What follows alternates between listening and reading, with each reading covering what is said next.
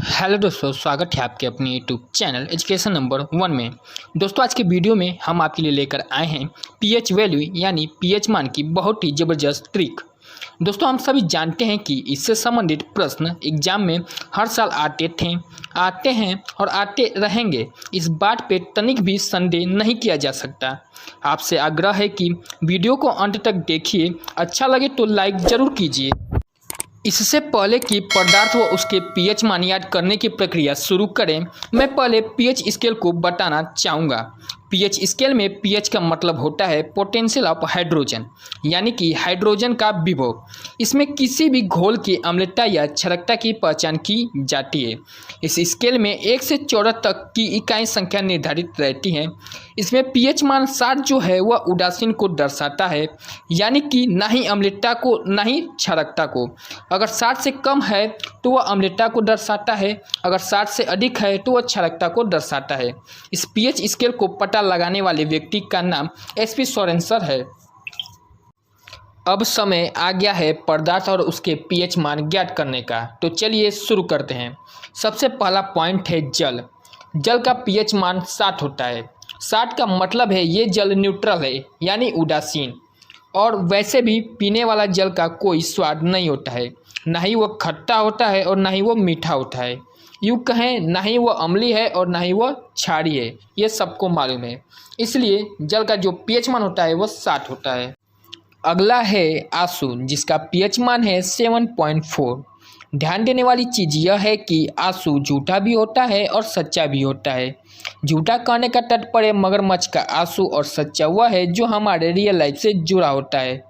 सच्चा में 2 अंक छुपा हुआ है, 100 4 7 और 4 4 4। यह हो गया सच्चा यानी 7.4, जो कि आंसू का पीएच मान है। अगला है नमक यानी NaCl, जिसका पीएच मान होता है 60। NaCl को तोड़ दे तो यह हो जाएगा Na+Cl- में। Na यानी कि सोडियम, जो कि अम्लीय होता है, और क्लोरीन यानी कि Cl, जो कि क्षारीय होता है। अब एक ऐसा यौगिक जो अम्लीय भी है और क्षारीय भी है, तो जवाब देना काफ़ी मुश्किल हो जाता है कि अम्लीय बोलें या क्षारीय। इससे अच्छा कि बीच वाला जवाब दे दें, इसलिए हम इसे उदासीन बोलेंगे, जिसका पीएच मान 60 हो जाता है। इसका अगला है लार, जिसको इंग्लिश में बोलते हैं सैलिवा, जिसका पीएच मान है 7.4। सैलिवा और 7.4 में क्या रिलेशन है, आइए जान लेते हैं। यहाँ पर हम सैलिवा को लिखेंगे सैटिवा। सैटिवा लिखने से क्या होता है कि SAT से आपका हो जाएगा 60 और IV को रोमन संख्या में 4 बोलते हैं। इस प्रकार से यहाँ पर 60 और 4 बन जाता है, और जो लार का पीएच मान होता है वो आपका होता है 7.4। इस प्रकार से हम लार का पीएच मान ज्ञात कर लेंगे। इसका अगला है दूध, जिसका पीएच मान होता है 6.6। हम सभी जानते हैं कि दूध पीने से ताकत आता है, और पहलवान भी जब दूध पीकर अखाड़े में उतरते हैं तो सामने वाले विपक्षी टीम के छक्के छुड़ा देते हैं। छक्का छुड़ाना यानी कि 6.6 की बात हो रही है। इस प्रकार दूध का पीएच मान हो जाएगा 6.6। याद रहेगा। आइए आगे बढ़ते हैं। इसका अगला है रक्त यानी कि ब्लड, जिसका पीएच मान होता है 7.4। 7.4 में पॉइंट हटा दे तो ये हो जाएगा 74। 74 में एक वर्ड लिखा हुआ है चाहत। चाहत का मतलब होता है लगाव। अगर हम आपसे पूछे कि आपको सबसे ज़्यादा चाहत किससे है, तो आप लोग में से सबसे ज़्यादा आंसर होगा वह है परिवार, यानी कि ब्लड रिलेटिव लोग से हमारा चाहत लगाव सबसे ज़्यादा होता है। ब्लड से चाहत पर 74 यानी कि 7.4 इसका पीएच मान हो जाएगा। अगला है मूत्र यानी कि यूरिन, जिसका पीएच मान होता है 6। यूरिन जो होता है वह दुर्गंध देता है, और दुर्गंध पाकर सभी मनुष्य कहते हैं छी, यानी कि छी फॉर 6, और इसका पीएच मान होता है 6। अगला है सिरका, जिसका पीएच मान होता है 3।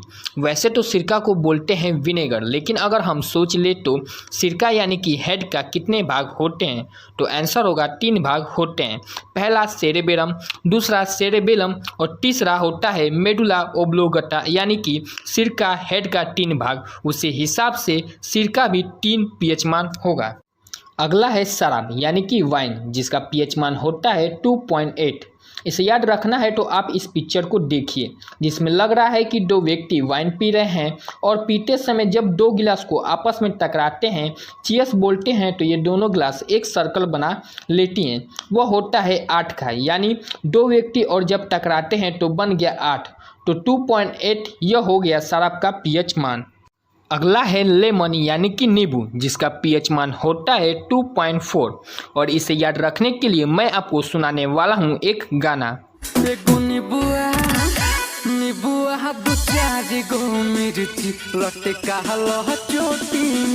तो बिल्कुल इस गाने में था कि एगो नींबुआ 2-4 गो मिर्ची।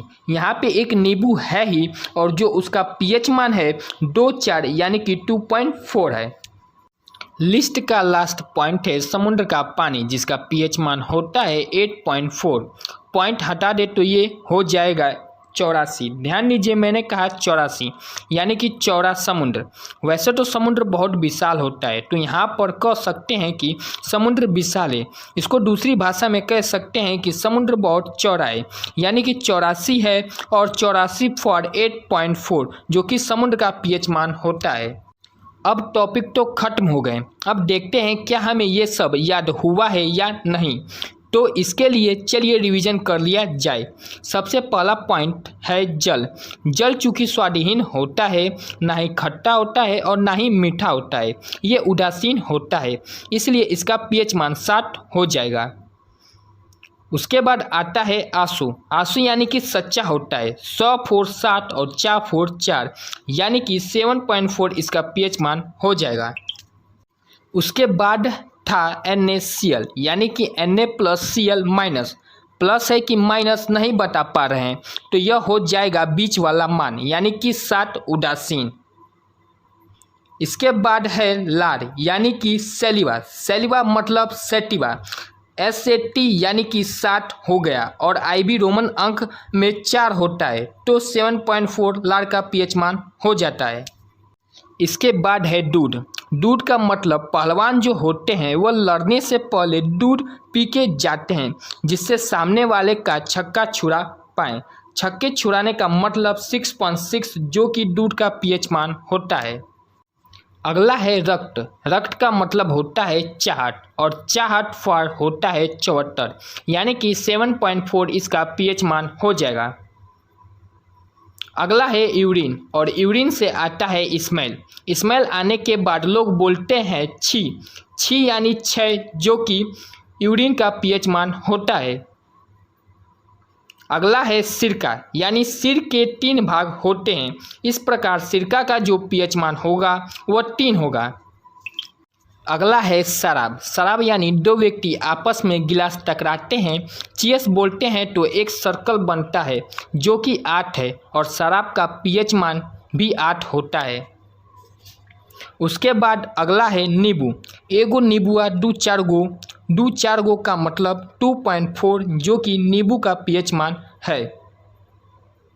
उसके बाद है समुद्र, यानी कि चौड़ा समुद्र, और चौड़ा फॉर 84 और 84 फॉर 8.4 जो कि समुद्र का पीएच मान है।